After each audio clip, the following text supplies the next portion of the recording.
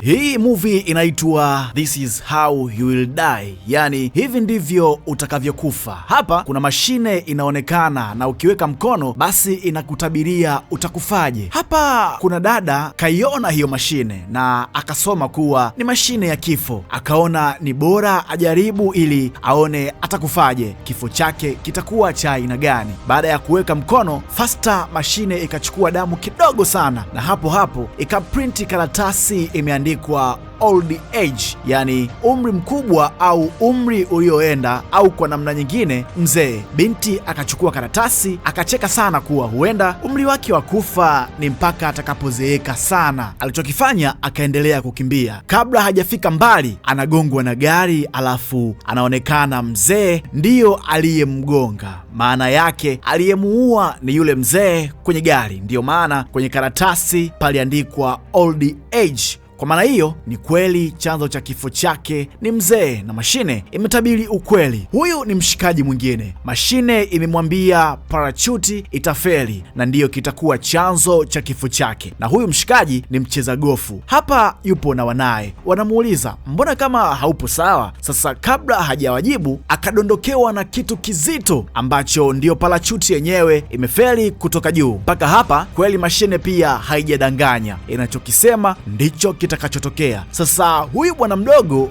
baada ya kuweka mkono kwenye mashine, ikaprinti kikaratasi kimeandikwa hot girl, yani pisi kali. Baada ya hapo, mwamba akaenda kujichimbia beach akiwa na wasiwasi kidogo. Ghafla ikaja pisi moja hivi imevaa kinguo fulani hivi cha mitego. Dogo akawa anashangaa, haelewi. Pisi ikatandika kanga ikakaa chini, alafu ikamsalimia, ila dogo kauchuna kinoma, hataki kusikia kabisa salamu. Demu akamwambia mwana ampake mafuta kwa sababu wapo bichi, ila dogo akamwambia oya, acha mazoea kabisa na mimi, kaa mbali. Sasa wakati anaondoka, ghafla kuna mtu akaja na moto, alafu akamchoma na ule moto. Hivyo ndivyo kilivyokuwa chanzo cha kifo chake, na ni kweli amekufa kwa sababu alikuwa anaongeleshwa na mtoto wa kike. Hapa anaonekana binti mmoja, mashine imemwandikia time traveling, yani muda utarudi nyuma, na hapa anaonekana yupo na ndugu yake wanabishana kitu fulani hivi, na katika mabishano mwenzake anampiga na saa, alafu anadondoka chini, lakini ghafla akaamka, na wakati anajitafakari pale pale akapotea, alafu akarudishwa miaka mingi sana nyuma, tena akarudishwa wakati wa vita, akiwa katikati ya uwanja wa vita, bunduki zote zinamgeukia yeye.